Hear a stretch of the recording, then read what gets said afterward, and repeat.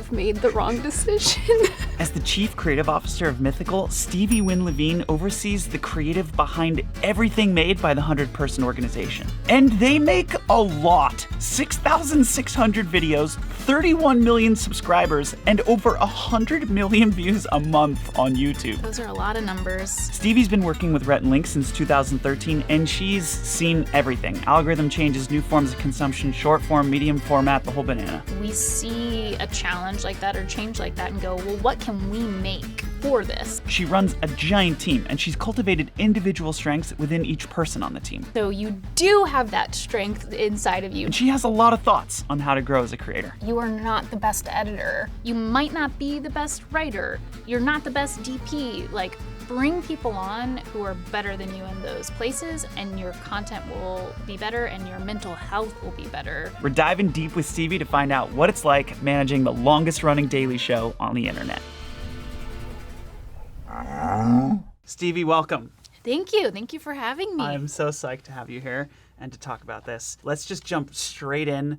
This is the first video that you were a part of with Rhett and Link. Slap each other in the face. I just shaved I got rid of my protective layer. I'm taking my glasses What off. are the chances that I just got rid of my... Hold on, who's going first? Same time? Same time. 3, 2, 1. Hey! What? Don't hit me twice. Do you remember that? Dang it. Oh, yeah. Because also, so back then, they were working out of Rhett's converted garage. And so it was like garage room. And the GMM desk was a folding table that was like, you know, maybe a yard on each side. But they didn't have enough room for everything to like fit nicely in the space. So I was like, my stomach was like up against one side of the table and then they were on this side of the table.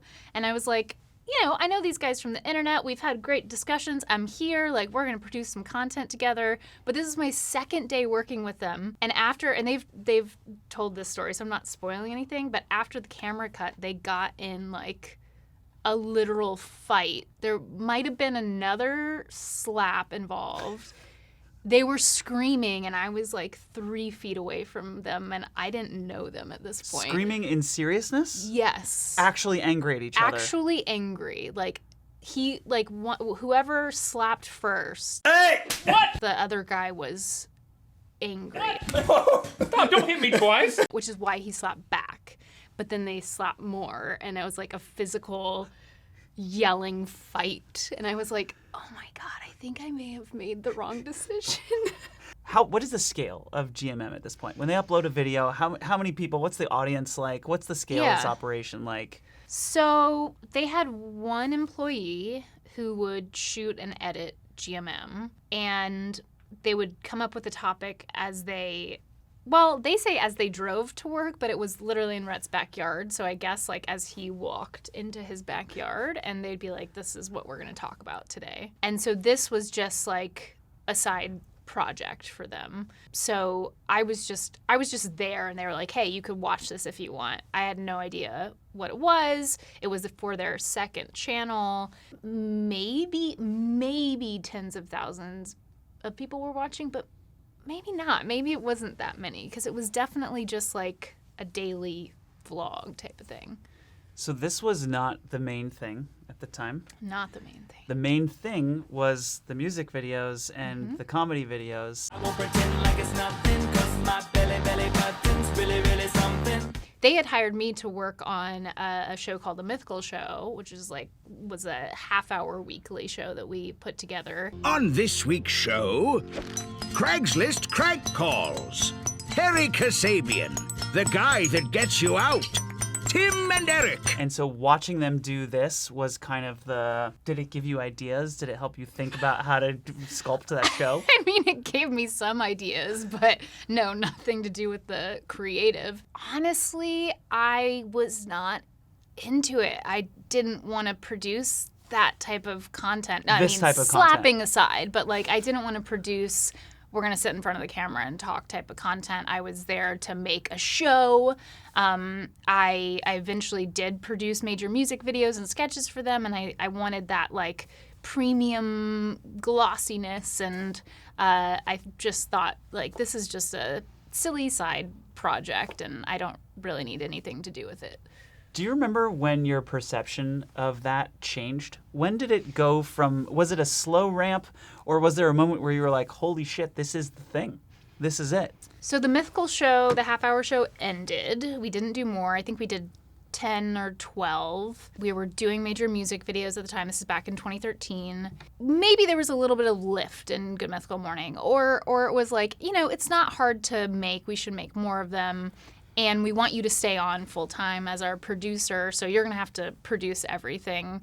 And I remember having the conversation of being like, okay, if I'm going to produce Good Mythical Morning, we gotta make it a show. We gotta do something here. Like, can we give it a set? Can we actually come up with things to talk about that you're not walking to your backyard and, make more of a show?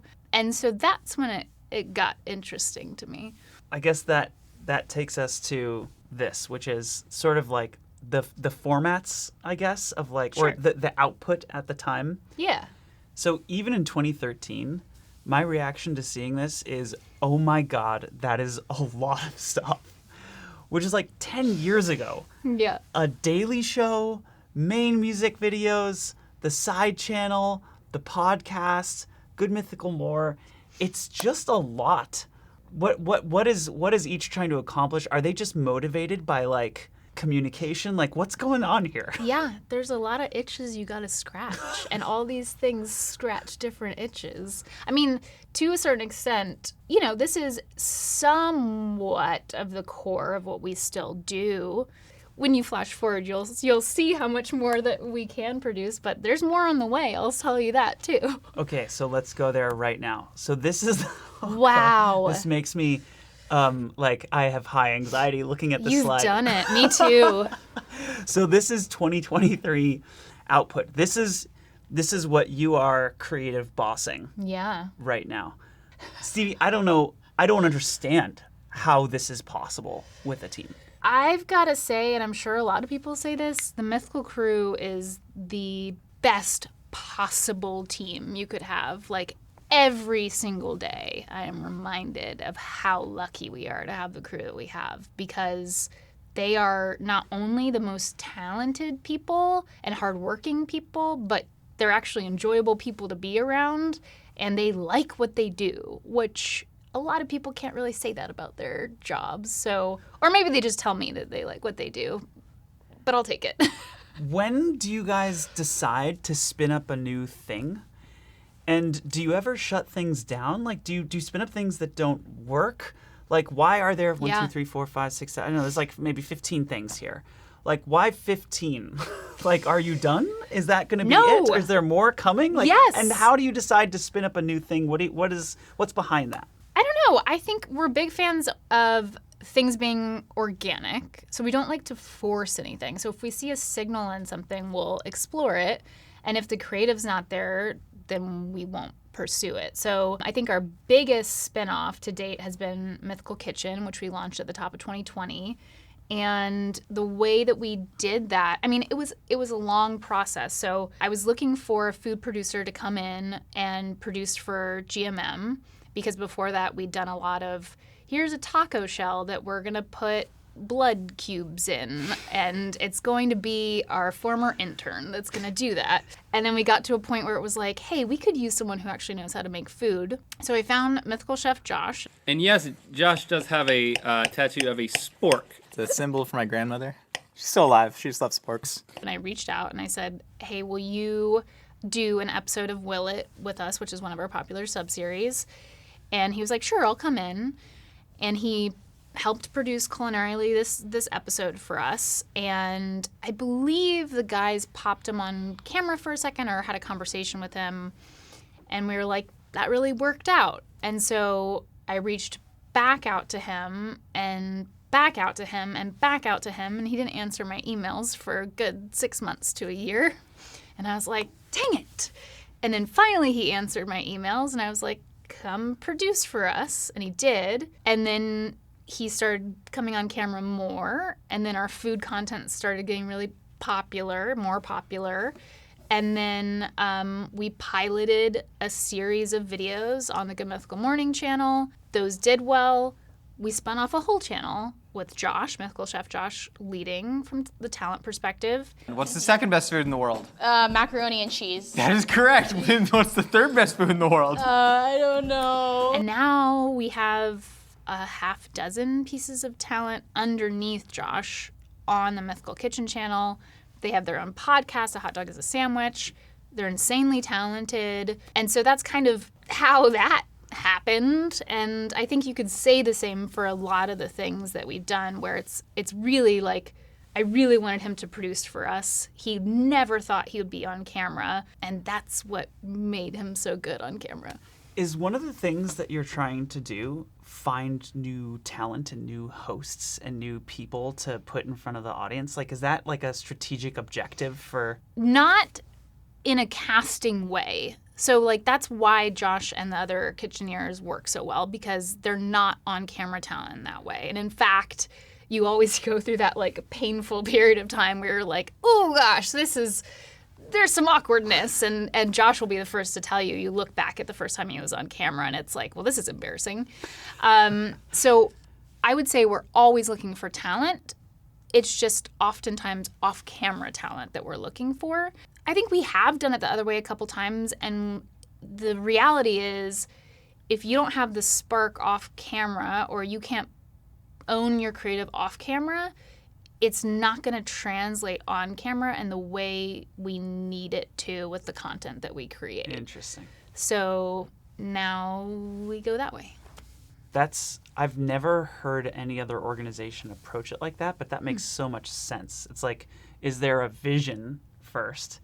And then the kind of on-camera stuff is almost like you can learn a lot of that. Yeah. But like, is there a vision there? And can you take something through start to finish? Yeah. Are you going to own yourself fully behind the scenes and in front of the camera? Because if you're just going to be a talking head, that's more of a television thing.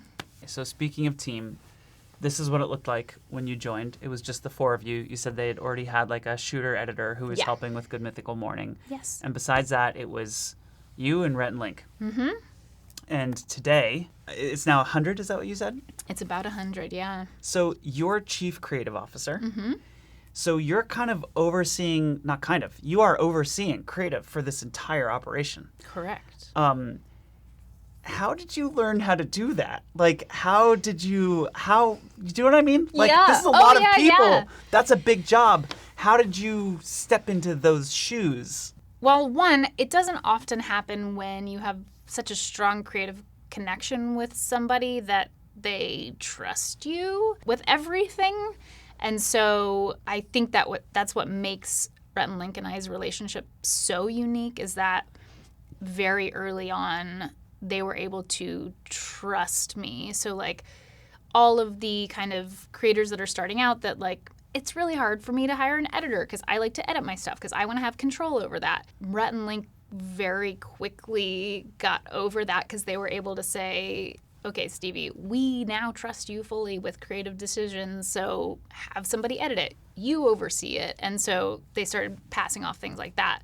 When it comes to things that I don't know, it's funny because I have a director of special projects, events, etc., who is my creative lead on things that aren't e-commerce or content, because we do live events and tours and all kinds of fun things that are coming out. And I found that like, okay, I can no longer handle them just by myself. I have to have a creative lead underneath me for that.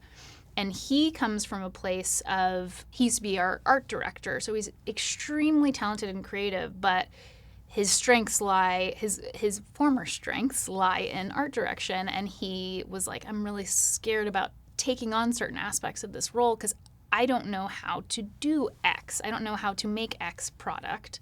And I had to reinforce with him, like, we work with people who know how to make X product, but they don't know how to make it like Mythical is going to make it. And so you do have that strength inside of you. Don't think about the product that this co-manufacturer is making for this other person. Think about what it is. What is it going to be called? Why are we making it? What is it going to look like? Like, all of these things are inside of you. And that's how I think about it too. I've worked with so many different companies on so many different things for Mythical over the years that, you know, the strength I bring to it is knowing what Mythical Creative is. And I'm confident that I know that part, and that translates all over the board. Got it. Okay. And one of the things that I've heard about you Oh, from boy. the team and other folks is that you're very good at like developing people. That like That's nice. helping people It could have find gone a their lot of strengths. ways, but I like that. Yeah, Well, that's great. I mean, it's kind of what you said. The way you framed it was like, hey, you do know what Mythical is, and that's what you can bring to this. And I guess, yeah, what have you learned about working with people and helping them like lean into their strengths, find their strengths, find out what Mythical means? Yeah. How have you like worked with people and coached and mentored them to like live up to their potential? I think in a lot of ways, I think that we're pioneers in this industry in a lot of ways, and Rhett and Link are pioneers in this industry. So when I started working with them and I put together a team of 5 people to produce a half-hour show, which, by the way, I think for 12 episodes, we allotted a $85,000 budget, like total, like not per episode. I was like, because that's the logical way to do it, and that's how we're going to do it. And there's never been this like rule book for digital. And so I really like bringing people up internally at Mythical. So there's a lot of people that started as a PA and now are senior directors, or started as my assistant and now lead a whole department, or started with us not knowing what they actually really wanted to do and found a route to go on. And I think what you said about like knowing Mythical, like that's one of the most important things to me, is like having this sense of curiosity, passion, liking to make the things that we make, working hard. And I don't know, I'm not a fan of like the rigidity of traditional media and roles. And so yeah, I think I like the idea that you don't have to have like a bulky resume to come in and intern or PA with us and then find your strengths. We can hang some lights here. We got a light hanging here. This is the weird part. Lounge. Aforementioned lounge. A little backlit. Kendall and Stevie, they're in here. They're working on things. That's here. We're calling this. Yeah, they have a crate and chairs, which is all they're gonna get. Wow. Link's hair. I love that that's your takeaway. So this was the first office that you moved into with them. This is that 2-room Yeah. odd. That odd space, yes. Yeah. Okay. And now this is the build out of the new spot that you're in, right? Yes, this is our main sound stage where GMM is filmed. And this is I think this is back in 2018. This would be the 3rd iteration of the GMM set, and definitely our biggest one yet. It seems like there was this massive swing to long form in 2017, 2018, and now the swing is down to short form. These 90-second, 1-minute clips. Mm-hmm. How much do you sculpt and adjust your strategy based on like the kind of social media landscape, moving to long form, moving to short form? How much does that affect Mythical? I mean, quite a bit. And I'll say like there's some like old school creators who are so anti-change, which is so weird for me because we're in an industry that was born out of change. And so I totally understand why it might be frustrating when there's an algorithm shift and you're like, I don't want to make these 60-second videos. I totally get that. But it doesn't mean that it's not happening. And so I think as creative people who like to make content, we see a challenge like that or change like that and go, well, what can we make for this? Like, what can we get excited about for this change? I mean, we've done a lot. It's funny because we have a new producer on the team who's great at pitching new ideas. And I always feel bad when I'm talking to him because he'll pitch like the craziest idea, and then I'll go back through the catalog of 6,000 plus videos and go, oh, we did that already, actually. Or I was thinking, someone said something about an alpaca the other day, and I was like, how many times have we had an alpaca in a video? And I was like, I think 3 times. And then someone was like, what about this other time about the alpaca? And I was like, that's 4 times. Anyway, we make a lot of videos, and so I think keep making videos and keep experimenting. But also, like I said, if the creative's not there and it's not something that we're passionate about, we're not going to make it just to like serve the algorithm gods. So, you know, I don't show up for my job after a decade pulling out my hair because we have to make this content that like YouTube is going to like.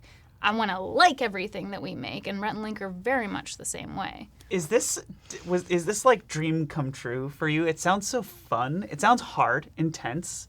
Sounds like a lot. Sounds like a barrage. But also just it sounds fun. Yeah, all of those things. Maybe fan perception of what I do and industry perception's a little bit different because I think that fans are like, you're just having fun all the time. And I'm like, yes, if you think back-to-back meetings and phone calls are a good time, then yes. But really, like, I step back at the end of a long day and I think about the alpacas. And I'm like, why is this so ridiculous? And I always say, like, we do dumb shit in a smart way. I think that's like the epitome of Mythical. So well said. Yeah, because if I know an idea is good if I go, oh my God, that is so dumb. That is so dumb. But then like our team is full of smart people. Our processes are so refined and defined that like I know it's going to get done and executed in the smartest possible way. So what we just saw, the time lapse, was one soundstage in a facility that is several sound stages. Yeah. How many production facilities do you actually have in that studio? We're slowly taking over the block because it's funny, the original space. Did you just say, just want to make sure I heard that correctly, the block? The block. Like yeah. the LA block. Yeah. Yeah. Okay. Continue. The studio space next to that studio became available back in like 2016, and the landlord was like, hey, they're moving out, and Rhett and Link were like, let's get it. And I was like, for what? Get it for what? All of our crew fits into this space, and what would we use it for? And they were like, we're going to use it for something.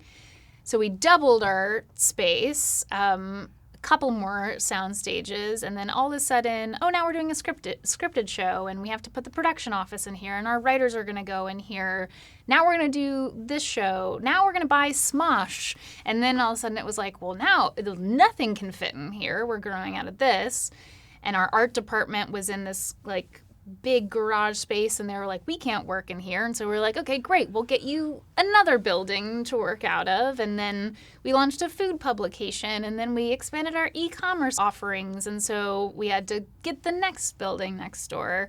And so that's how you take over a block. So we have like a small handful of sound stages is the answer to your original question. The scale of everything we saw today is insane. Obviously, like the way you operate today is very different from the way you were operating in 2013. But if you could take yourself back to then, yeah, what's some advice that you would offer somebody who's getting started today? You can't do everything by yourself. You just can't. That's not going to be the best version of your content or of you in the end.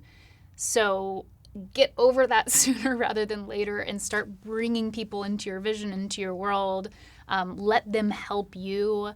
I'm a big fan of hiring people who are better than me at their different roles. Start doing that. You are not the best editor.